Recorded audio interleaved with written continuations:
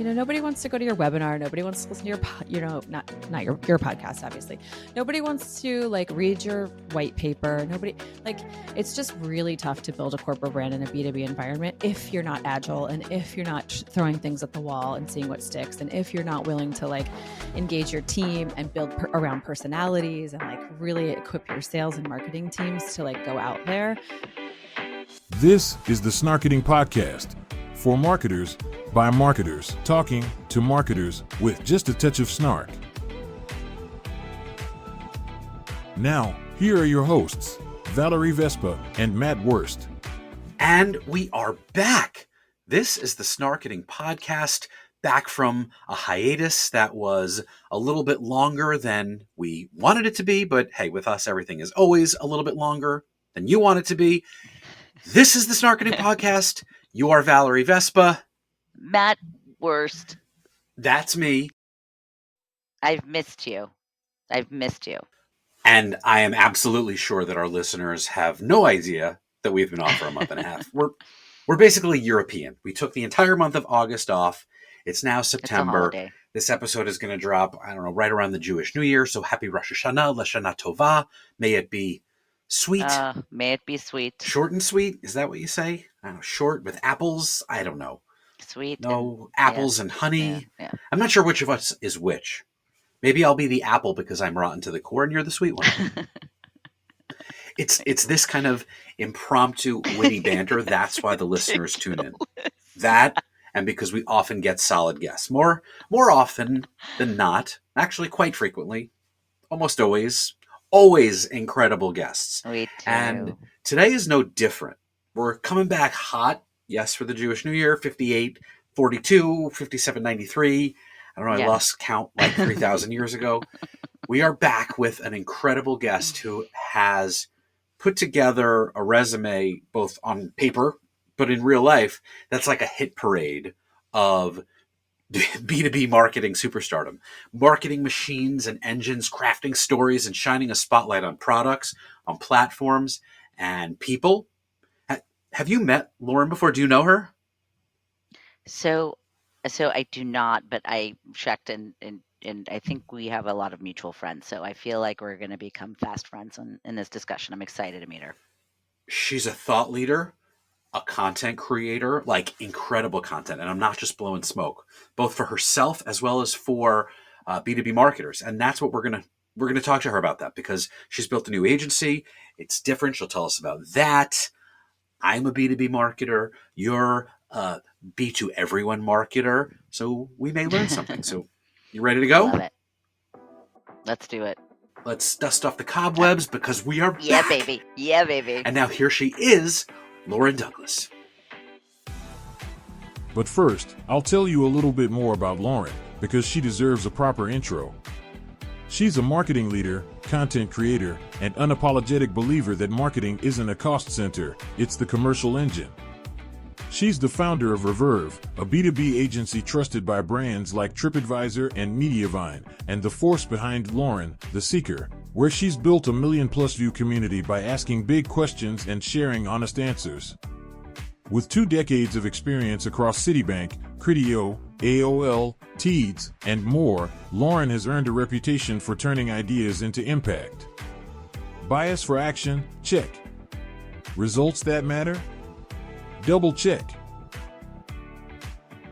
Lauren, welcome to the Snarketing Podcast. I am so excited that you're here. Thanks. We have been planning this for a while. We wanted to make it happen during advertising week or before, but the fact that we are not doing this in person is regrettable. It's a shame. It's getting hard to coordinate schedules. We're all so busy. We're all so important. Yeah. Alignment is hard. And thanks to my green screen behind me, I can pretend that we're all together. There you go. Put the Brooklyn Bridge up there. Brooklyn in the house, though I'm coming from Long Island, so that might be a little confusing. But speaking of coming together, I am glad you're here. But it's interesting because despite the fact that the three of us have been in this industry for a number withheld years, you've had this incredible career, but none of us have ever actually collaborated. No. And it's remarkable given that you've worked at big companies, ad tech, brand side, Criteo, Teads. You've been on every yacht in Cannes just as we're going on the other ones. Yeah, that's probably true. We're just two ships. Yeah, it's like 3 ships. 2 yachts parked next to each other in the port. That's the new metaphor. But as I've learned about you, what's incredibly impressive is you've helped these big companies build and scale global marketing enterprises in constantly changing environments. So let's back up. What drew you to this industry, to marketing and media in the first place? I have no idea. I think sometimes you just make these decisions when you're 22 and then you're like, I guess I'll just keep doing this. And then you just get better at it. And then all of a sudden you're 20 years into this career and you're like, people are like, how'd you get there? And you're like, I don't know. Inertia, right? Inertia. It's so true.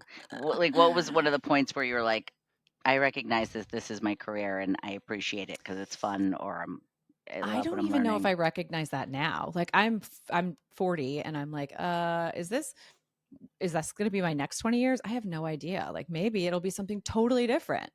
Oh, I love that for you. I know. I mean, do you ever see those memes on Instagram where it's like Mr. Walmart, whatever his name was, started at 45 or I don't know, yeah. I think Julia Child started cooking when she was like 80. Yeah. Yeah. It's great. And look at her now. Look at her now. She's, well, she's probably passed. So maybe I think she started like there are times when it is too late to change your career. But for us, we still have time. I mean, Martha Stewart takes the cake as far as this. There you go. Yeah, I mean, she's just on fire. Anyway, so when you think about all these wonderful places, Citi, AOL, Criteo, Teads, etc., what are were some of the biggest challenges of building credibility in this kind of very crowded tech space? I mean, I think things have gotten way more difficult of the last 5 years. It used to be about like brand building and like, how, what's your corporate story and your narrative and positioning. And I do think all of that is still very important. I just think it's so much harder to break through the noise these days. And it's a lot harder to not just sound like every other person. Like take the logo off of most ad tech websites as an example. And like, you would have no clue, like you could just swap them all in for each other. That's so true. As you look back on your evolution of your growth, as well as how it parallels with these organizations and the industry. So 3 tracks that are interspersed. How did those, looking back, like big company experiences prepare you now as you venture into this entrepreneurial space? Yeah, I think like if I were going to tell younger people advice, it would be you should start at a big company. I just think like the level of training you get, how do you work, how do you exist in a corporate environment, what's okay, what's not, how do you deal with corporate culture? I think that stuff is so invaluable, and it it builds the muscles of marketing that you need. So it's like every job I would go to would be like, okay, well now I'm going to learn events, now I'm going to learn PR, now I'm going to learn, and so you kind of like stack up all these skills as you go.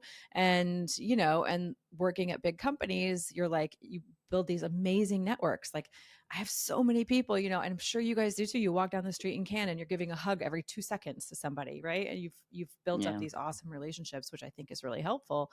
And then when you go to start your own thing, now you've got experience, you've got the background, you've got all these different skill sets that you've taken, and you have that network. And I think that helps a lot. It's so true. From your vantage point, like how has the role of marketing leaders evolved in the last decade? I mean, obviously the landscape has changed. Yeah. But particularly in ad tech and media, what are your thoughts? Yeah, I think that B2B marketing is tough because things are changing really quickly, and B2B brand is becoming like kind of obsolete really quickly. And people are becoming more and more important. Like, I don't know about you guys, but like recommendations from friends, I always want first. AI content, I barely can even like stomach it right now. Like corporate brands putting things out on like TikTok or even some of the stuff B2B companies put out on LinkedIn. I'm like, nobody wants to go to your webinar. Nobody wants to listen to your, not your podcast, obviously. Nobody wants to like read your white paper. Nobody, like, it's just really tough to build a corporate brand in a B2B environment if you're not agile, and if you're not throwing things at the wall and seeing what sticks, and if you're not willing to like engage your team and build around personalities and like really equip your sales and marketing teams to like go out there. I think it's really tough. It's like a really tough environment to make noise in.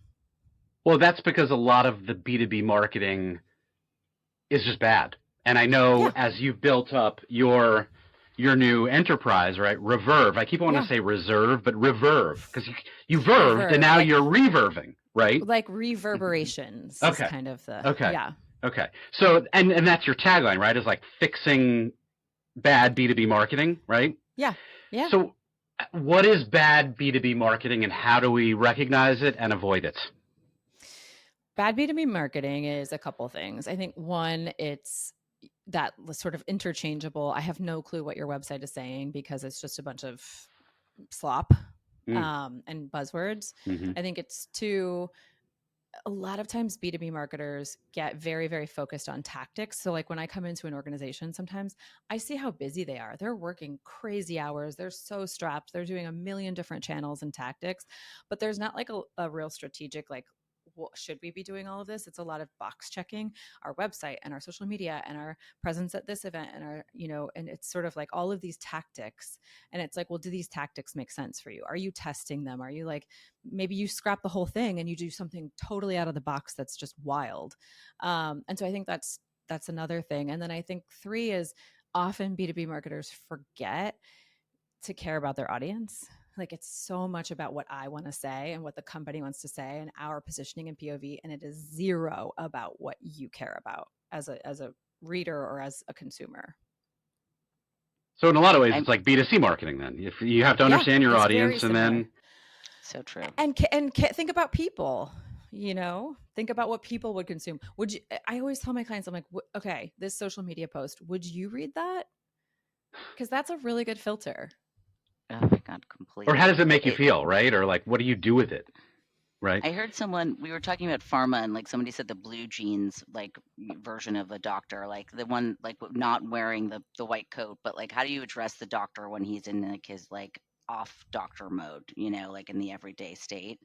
And I actually thought that was kind of interesting. Similarly, like thinking about a B2B marketer or whoever we're pitching to, like in their blue jeans moment. I don't know. I thought that was kind of interesting. Yeah, we're all humans and we all, it's like, what doesn't matter if it's a consumer campaign or a B2B campaign, we're all humans at the end of the day. And you need to figure out what connects to humans. And that's usually something that's inspiring them, engaging them, educating them, but it's not like, here's my corporate speak of like, we're so proud to announce blah, blah, blah product. Like no one cares.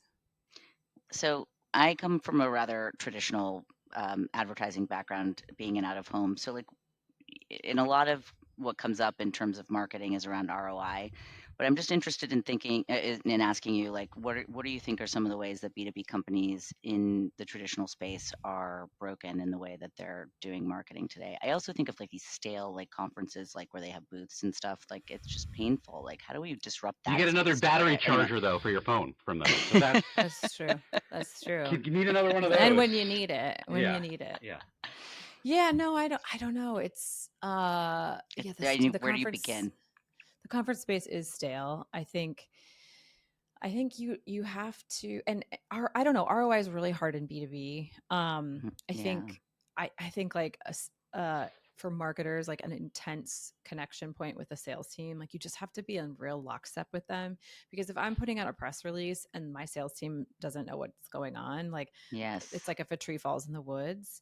And similarly, like they have to tell me what's going on so that it's like, okay, well, this campaign we're doing, here's how we're going to engage you guys. Here's how it's going to matter to your clients. And then tell me, how are they receiving it? What's going on? Are people coming up to you at events and saying, hey, we saw whatever, and it looks great. So I think like that really, really tight bond with sales helps because marketing, I do believe, should be a lever that can drive your go-to-market strategy and drive actual business. But I think you have to have that relationship with. If it doesn't, why are you doing it? Because it's still a cost at the end of the day. It's checking the box. It's like, well, we have to have a website, and so we have to have this, and we have to have this, and so a lot of times it just becomes box checking exercises that are disconnected from business outcomes. So, was there a moment as you were looking out or absorbing something taking place in the industry, whether you were at an event or somewhere, where you're like, there's something wrong here. I'm going to make this leap from C-suite influencer, creator, impact maker to actually building your own, I don't know, is it an agency, a consultancy? How do you even define it? Yeah, I mean, agency. I mean, to be honest with you, I got let go from a job and I was like, okay, well, what do I do now? Because I don't like, here's all my skill sets and here's how I think about the industry. And then I just sort of started consulting, and then I started like taking on projects. And then I started realizing I started podcasting. I started a personal podcast first and started creating content, started realizing what was working, what wasn't, throwing spaghetti against the wall. Started writing, writing newsletters, writing on LinkedIn, putting things on TikTok, creating video content. And that all really like, I didn't know what any of that was for, but then I started to realize that like, oh, like people need help with like how they get their messages out today. And it's different than it was for the past, 5 or 10 years or the past 50 before that. Like we live in a different world. So how can I help? How can I help people tell their story? How can I help them find their authentic, like what is at the core of your company messaging and your values and what do you care about? And then like create and amplify that, as much as you possibly can across these new media channels. Yeah, I mean, it sounds like it was authenticity first before you realize that all of this is a culmination together is what you have today, which is this new company that you started. So like, how do you feel like that is sort of like your secret sauce, is that you've kind of gone through these motions yourself, or and I obviously think have so. a lot of history? Yeah, I think so. I mean, I think I'm really good at like I'm good at like helping people clarify what their message and what their unique sort of what's unique about them and finding that like nugget of truth. And then I think like things that I've learned just from doing stuff myself, like repackage everything all the time. You say something once, we like as B2B marketers, we always assume like, well, we put it in a press release, everyone's seen it. No one's seen it, right? You have to say it 7 different ways in 7 different formats across So 7 different true. channels. So And like, true. then you have to do it again and then again and again. And it's like a lot of those lessons I learned from doing it myself. You don't keep PR Newswire open and just hit refresh every 10 minutes like I do? Do you What? do that? No, I don't.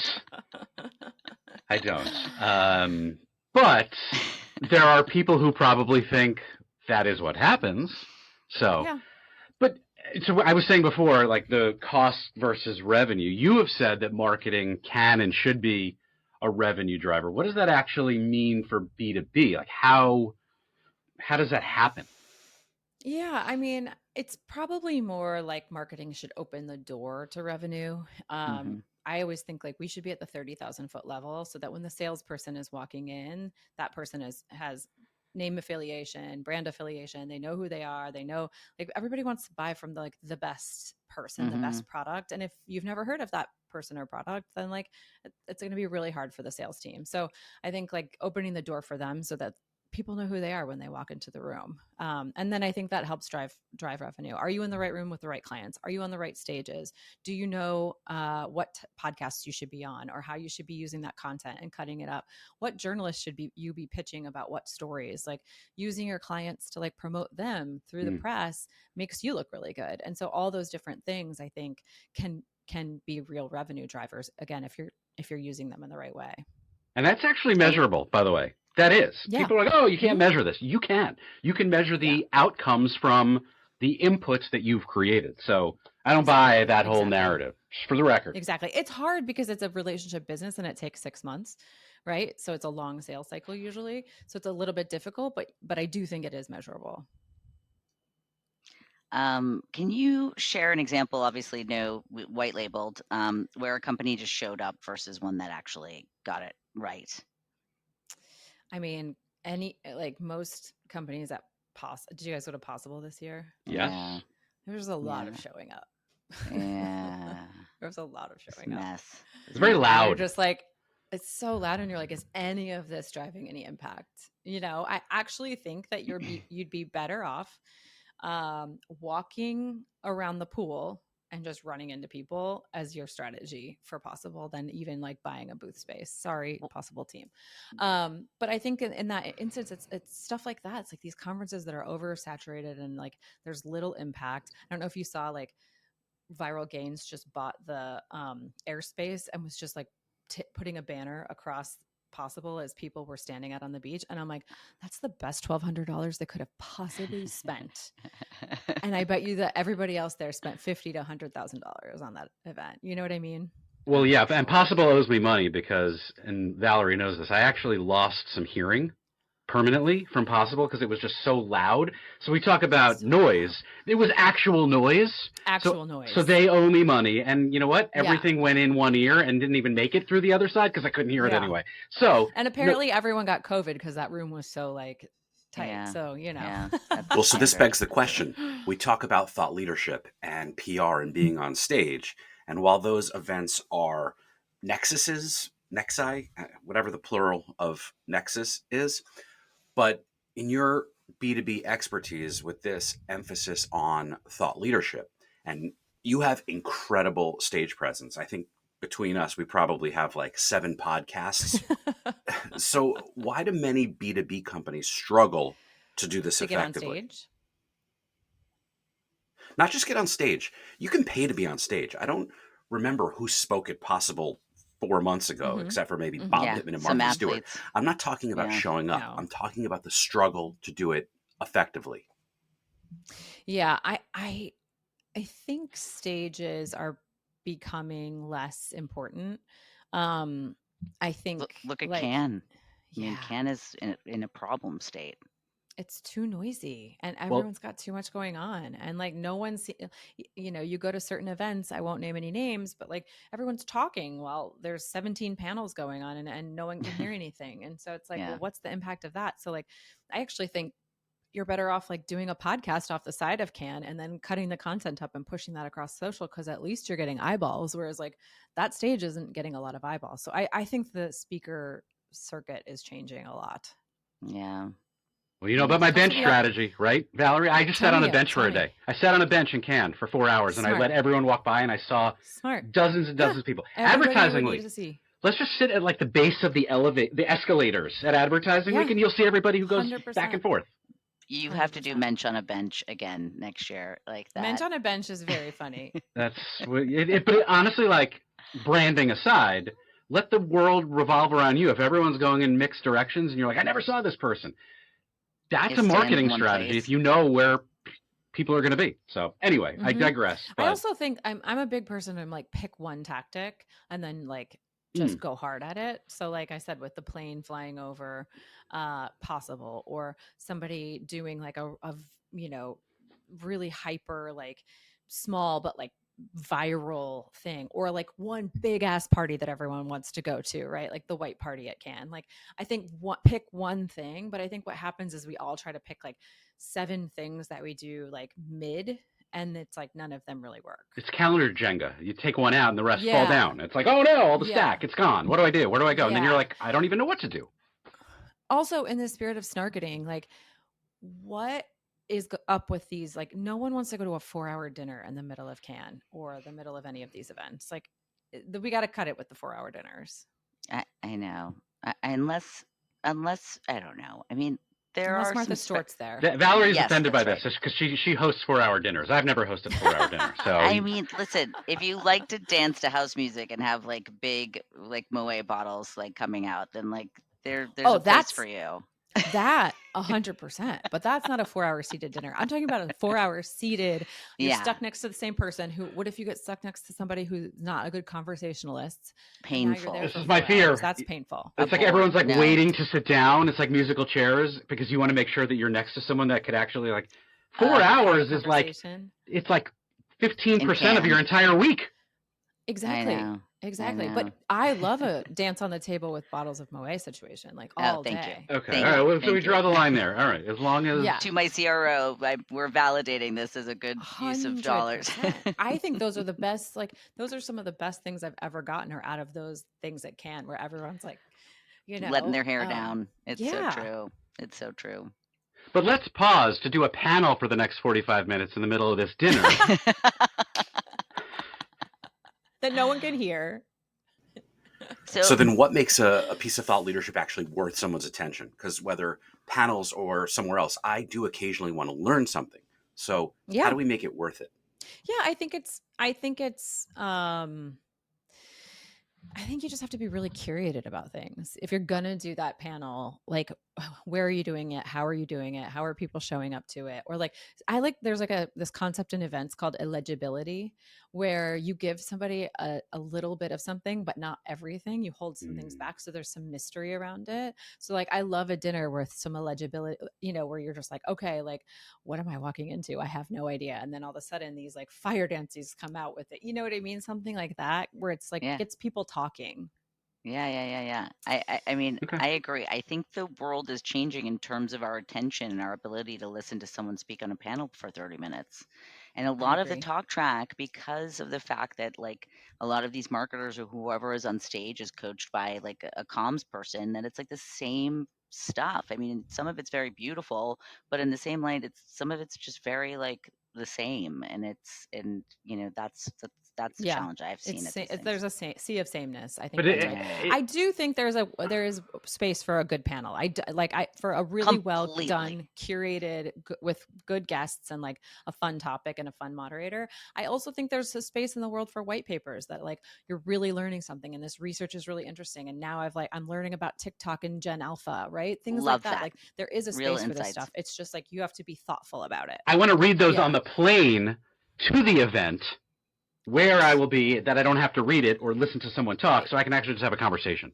So that's yes, airplane reading is the answer for white papers. There you go. All right, we just solved it. That should be the header. Yeah, I love that. You know what's interesting too, though? B2B marketing. Well, I don't know if I solved it, but we have to then pressure test it. But there's an economy to it as well, where I want to go to an event where other luminaries who have impact in my decision or in the decision to work with me they are there to kind of promote their personal brand sometimes, or maybe their company's brand. You never know sometimes with some of the executives, and that's okay. But you got to get those people there. And how do you get them there? By featuring them. So how do you do that without a panel? That's where you got to start getting creative. I think that is where you get creative. And that's where, like, that's the cheat code. Like it's either a panel, or maybe you're shooting a quick video, Mensch on a Bench, or maybe you're doing a quick podcast, or right. There's like, you're featuring them in some way. All of my guests, I give them an asset pack with all of their assets they can use to promote their own social. And so, I think you like, what's in it for them? Great, thanks. You just created more work for us, because we're now going to have to clip and crop and share all these assets with you to promote this, which might be worth it. And where's a good intern when you need one? But no, you're right. That's smart. That's how you amplify reach beyond my 70 followers. That is marketing done smart. Yeah, and I think you can also use that to your advantage, that like a case study doesn't necessarily have to be this long written out slide. It can be you having your client meet with the journalist and do a Q&A, and then you take that Q&A and now you put it across social media, and then you do a live Q&A with a microphone at an event, and now you know what I mean? There's a lot you can do. That's like my whole idea around repackaging. But you can use the fact that the marketer wants to be on stage and wants to promote their personal brand to your advantage. It's a huge cheat code. And I feel like you had said before, it's like you need to show up like 7 different ways saying the same thing almost in order for you to really capture like scale. Yeah. Which I totally agree with. So if a client has budget for like only one big bet in a year, like press content or events, or let's say something I'm the CMO else of a great emerging startup, but still just a marketing team of one. Like, what do I do? Where do I invest my limited budget? I mean, I don't know if I have a silver bullet answer, but I'm really obsessed with the idea of turning your sales team into thought leaders. If you have a corporate brand page, for example, on LinkedIn, and let's say you have 50,000 followers, if you post something, maybe 10%, but usually more like 5% of your audience will see that post. If you do that from your personal page, it's 3 to 5 times that. So if you can take your sales team or your executive team, now you've got 5 thought leaders instead of 1 corporate brand. I think there's like, your amplification game is a lot stronger. Mm-hmm. So turning your executives into an asset. Yeah. Turning your executives into an asset, helping them to tell their own points of view. I have this like exercise I take people through with AI that's finding your unique voice, but also finding your what makes sense for your industry, and it marries them together. And then like now we've got all these different ideas we can put out for you that are very like specific to you and come from your heart, but also are relevant to your industry. And so I do a lot of that type of thought leadership training for executives so that you can empower them to tell their own stories. So switching for a little bit, like you earlier had said you were kind of irritated by the output that AI brings to the table today. So where do you see the role of AI shaping the future of like PR and thought leadership? And I think people are kind of already sick of it. And like they can like if you guys go on LinkedIn, I'm sure you're like, or even websites, you're just like, this was written by brought to you by ChatGPT.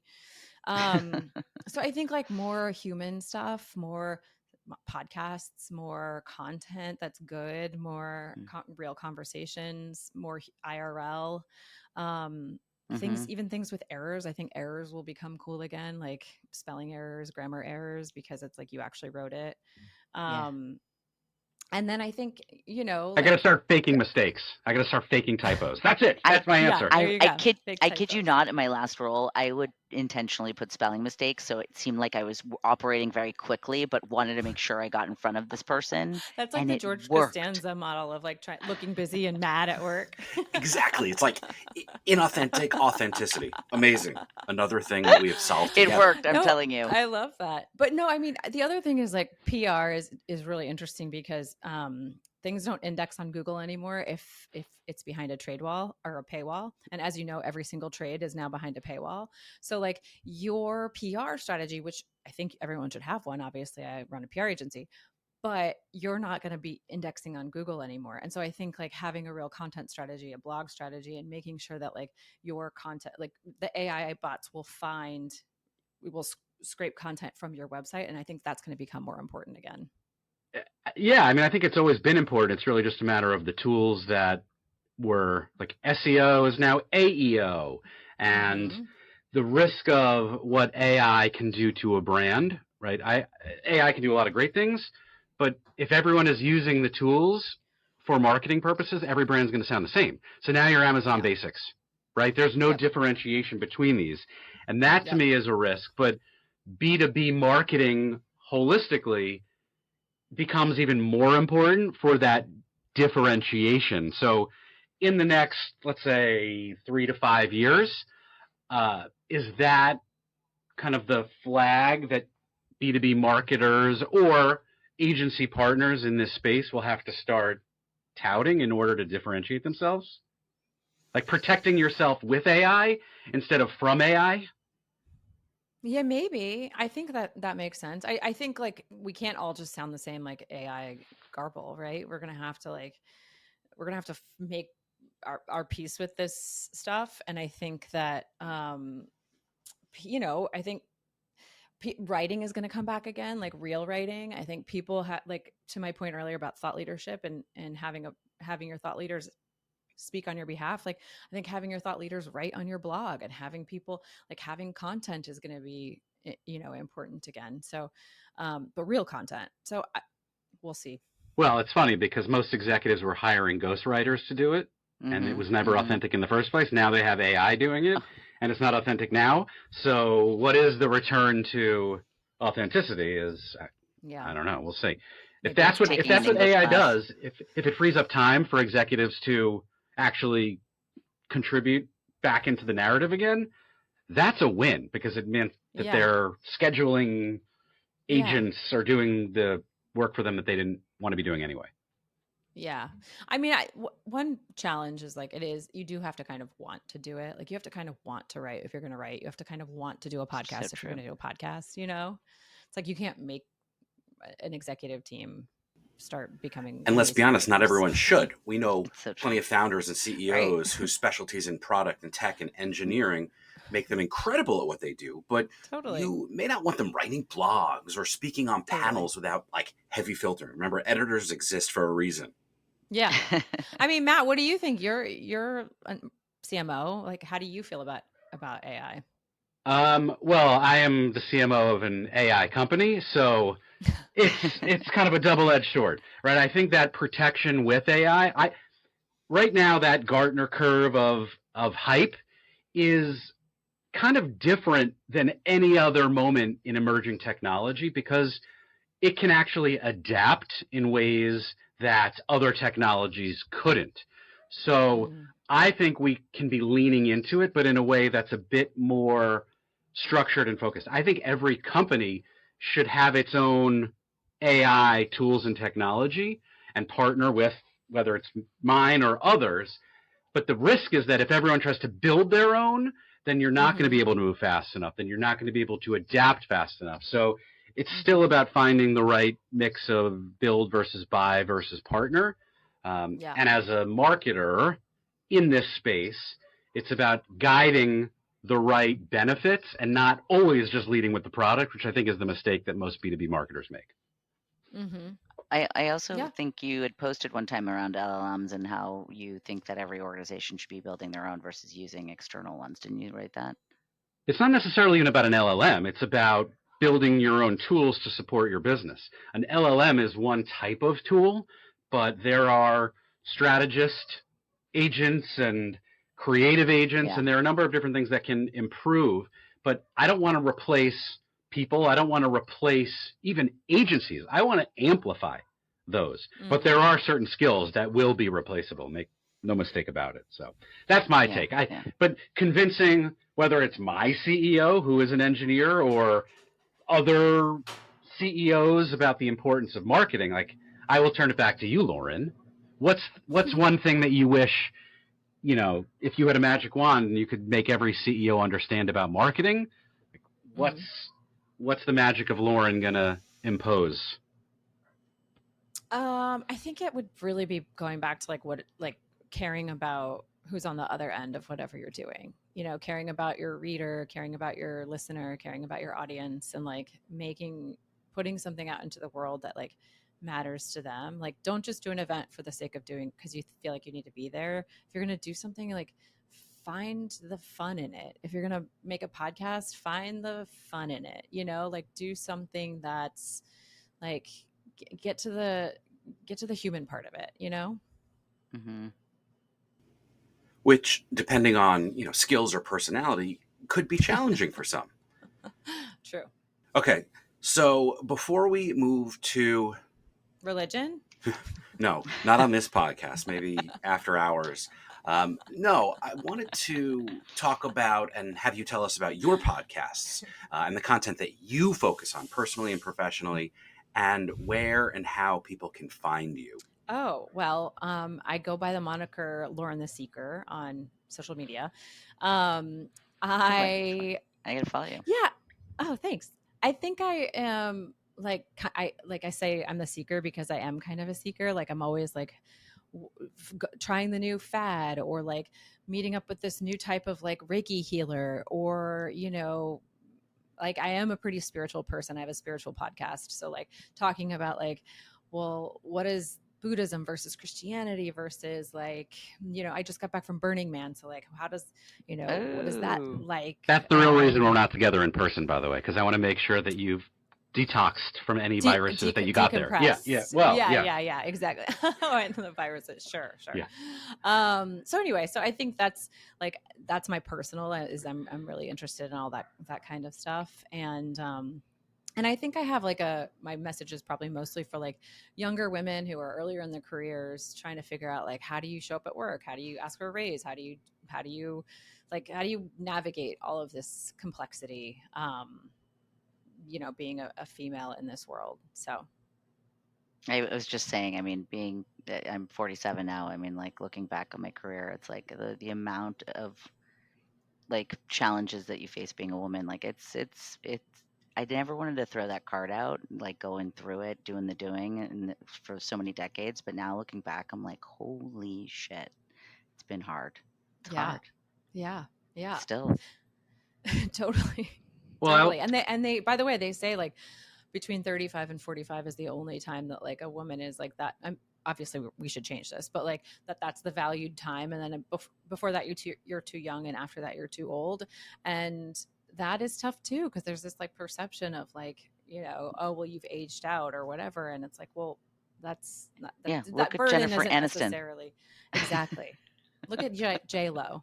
Look at Martha Stewart. Exactly. So we're not done yet. No, I was going to say, I don't know why anyone would believe that, although maybe that's my naivete in this industry, but I would also just not tell anyone my age if that's really the issue. Just keep fucking banging it out and being great, and nothing's going to stop you. But that's the typical white male perspective, I guess. And you're also very kind and not like a lot of the others. So, well, I would ask both of you, like, is there in your both very well respected and incredible trajectories, was there advice that you got or received that helped you, whether there was a challenge that helped you persevere, or like gave you the courage to fight through the both real or perceived challenges that faced you?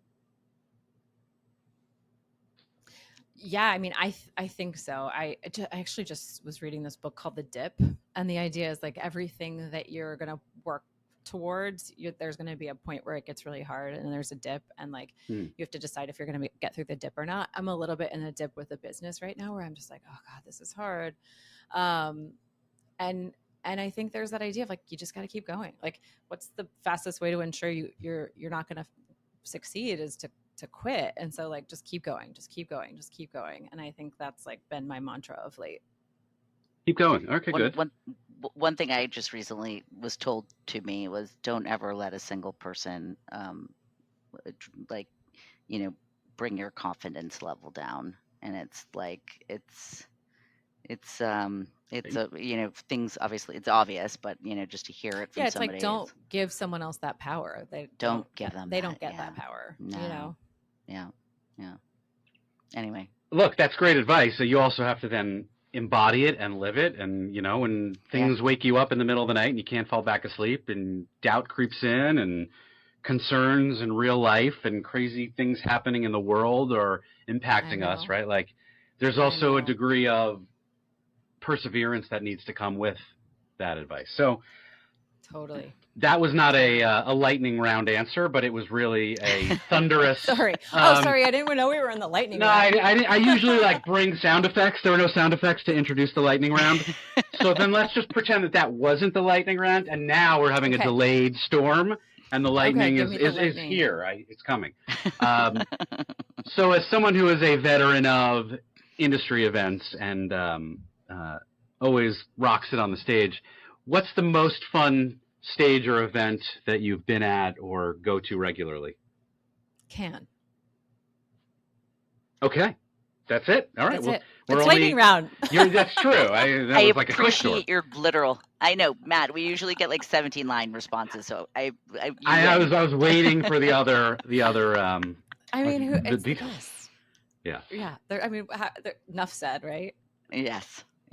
If you were not in this specific realm, the marketing, media, PR space, what would you have been doing, do you think? I know you came in without a plan, but in an alternate universe.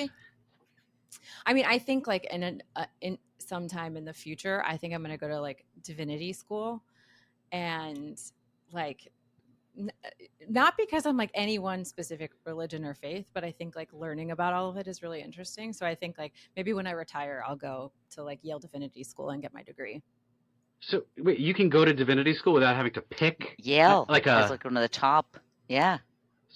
So what do you get when you come out of it? Just like, besides knowledge and wisdom, you're not like a priest or a rabbi or a shaman, right? Works. No, no. It's like studying humanities. Yes. Okay. Yeah. You don't get just like, now you're fast tracked to shamanhood. Like you can go do ayahuasca in the jungle. It's a different program. So for all the content that you've created, for all of the marketing wisdom that you have inspired and you help craft and guide, what do you like listening to or consuming when it comes to content? Great question. I love listening to podcasts. I'm a big podcaster. I listen to Scott Galloway and Kara Swisher's podcast Pivot. You guys do too? We're basically them in many ways. You really are. No, you really are. Like, you guys have good vibes. I meant more in like physical appearance, but okay. Yes, Okay. not in what's going on up yourself. here. More what's going on up here. But no, From definitely the top down. exactly. Yeah. Now we just have to bring the brain power. Okay, so yeah, Pivot's great. Big Pivot fan. Love. I also love Mel Robbins. I don't know if you've ever listened to her. Of course. She's Sure. an amazing podcaster. I like a lot of like self-helpy type podcasts. Yeah. Yeah. Well, which I makes do. sense because you are helping others. So how do you take those learnings and then filter and then bring it back out? Last question in this pretty impressive lightning round. You've done a better job than most. So thank you for both raising the bar or lowering the bar, depending on the direction in which we are going. As you build out your agency, is there a dream client, partner, brand, executive with whom you are pining to work? If you manifest it, and that person's probably listening, because, I mean, of course they are, shoot your shot right now, Lauren. Who do you want? Yeah. Okay, that's a good question. I'm really good at places that have a consumer marketing team, but they need to build out their B2B realm. So I would say like a DoorDash or an Uber Media or something like that. Nice. Well, maybe we can deliver that for you. Very it feels funny. like a good last question Very to end funny. on. So, Lauren, please accept our gratitude without any snark whatsoever. It has been so much fun. Your energy is inspiring. So thank you for helping us come back from our break, kick off Q4 with wisdom. Basically. Wow, Q4. Guys, the race is on to the end of the year, a new year. Though I wonder, do calendars even like matter anymore when every day feels in this media and marketing and content and tech and global social news cycle like a full year? I don't know. But Lauren, since you're an avid cyclist who help also brands rethink, reverve, recreate, and recycle marketing content strategies and content, let's start peddling this together. And Lauren, no, you can't end this one. I'm going to. I went on your social handle, and I'm connected to so many wonderful people that you also are as well. So I think we'll be fast friends. Oh, good. And we should all hang out like in IRL sometime because I feel we like should. We should. Oh my God, I love that idea. And there was a second thing, but I forget. So sorry. Find you later. No. All right. Well, I'm so glad I got to do this with you guys. This was super fun. Yeah, me too. Big thanks to Lauren for sharing her insights, and to you, our listeners, for spending time with us. Keep questioning, keep creating, and keep snarketing. Until next time, thanks for tuning in.